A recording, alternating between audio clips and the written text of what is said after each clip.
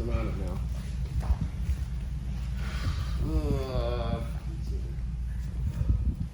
I'll try them for you. So I'm passing his guard. Get in on the inside here. Okay. Like this foot's on the hips. Okay. You can begin to wrap this foot here, step here. Okay. And I'm just gonna sit right here and block. Okay. Very important is to keep him from coming up, but at the same time to keep this leg straight. If he bends it or gets it on the ground, it's not good for you. Right here. Here it may be okay because I feel his foot went straight. Okay, so you can finish it like so. One thing is the grips. Okay, so let's explore the grips. Okay, from here primarily, I cannot let this foot go across his belt or hip line because they'll DQ you for reaping.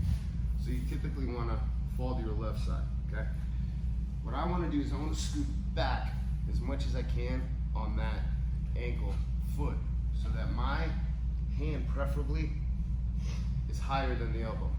And then I want to roll my shoulder back because I can feel his toes.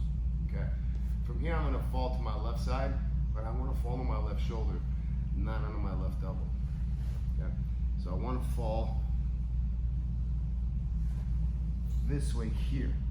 Okay, and I want to begin to drive my hips in, which puts pressure on his foot. That one is blocking, this one is controlling and stretching, because I don't want him to sit up or push this off and pull himself in and shove this foot through past that ankle point. So now I'm on his calf. Now I gotta begin to reposition him in order to be able to slide back and keep that stretched out. The key is to keep this leg stretched out, okay? And not to let him bend it, or to keep turning so you go belly down. I think belly down has been the best way to finish it, okay? If you notice, I'm blocking his other leg here, and here this is all perfectly legal here. You can begin to torque this here, and finish it off the back, right here. Nice, but for now the concept is this. You can take your right leg, your right foot is underneath, okay?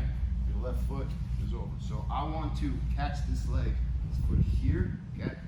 And I want to bring my hand preferably higher than my elbow. Roll your shoulder back so you can feel their toes. You can feel his foot bending, okay? That's what makes it even doable from here. So you don't have to go to your side, okay?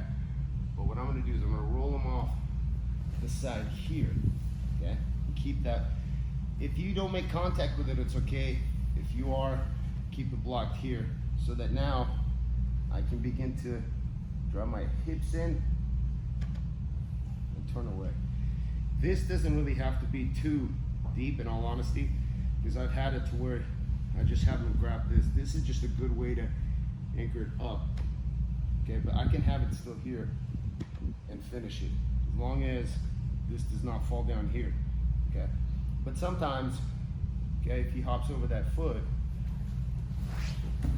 and you go belly down, and then this right here, all it has to be just on your belly, right here, all right? Because it's really putting a lot of pressure on that foot. So you guys are just gonna start right here. Wrap this foot here, all the way at that ankle, not at the calf. You want it at the ankle here, okay? Here, okay? It's like you're guillotining ankle. I want you to roll that shoulder back right there. I can feel his toes flexing. Try to keep your toes back. All the way. Yeah. Here, and I don't want to land on my elbow. I want to get on my shoulder here. I want to scoop my hips in. It's not arching your back. It's more so scooting the hips in that puts the pressure on.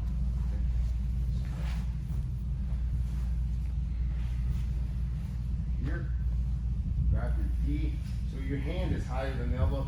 And if you look, his toes, pull his toes back like you're putting on a boot. I'm gonna roll this. I'll break Okay, I can feel his toes just went like so.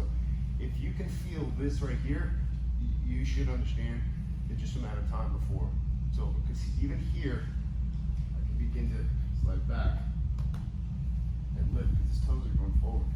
But from here, fall under this here, and then slide the hips in.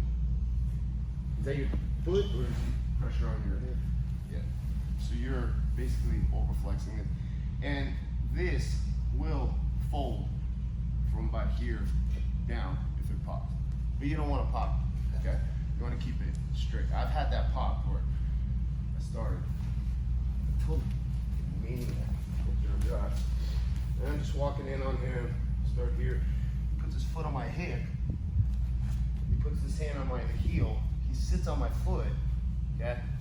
Move your foot, hip over, right there. So he's pinning it, and then he pushed me. So as I fell, I fell right into a foot lock, and my foot bent, like completely popped. It was crazy. It was my right foot. It's hard to drive with that, okay? So, Troy, you watch Ryan. You're just gonna start in this position, and you gotta understand just the anatomy of a foot lock, okay? I want to be all the way here, okay? Grab your key here. I can block you here, right? And now what I want to do is you'll fall to your right side, left side, but this shoulder here, okay? And all I want to do is bring my hips in, and it doesn't take a lot of pressure. Because I want to get him to put his foot forward. I can feel him pulling into me here, okay? But if I go, I can feel his foot go forward. Even here, you can begin to finish it here. Then finish it. What I'm doing is my right foot's on the mat, knees are pinching, and I'm bringing my hips in as I'm pulling that shoulder back more and applying pressure, okay? So let's play with that. 1, 2, 3. And understand why the other person's tapping. And understand when it's done to you, you shouldn't be tapping with a squeeze on your ankle. You should be tapping because your foot's gonna pop.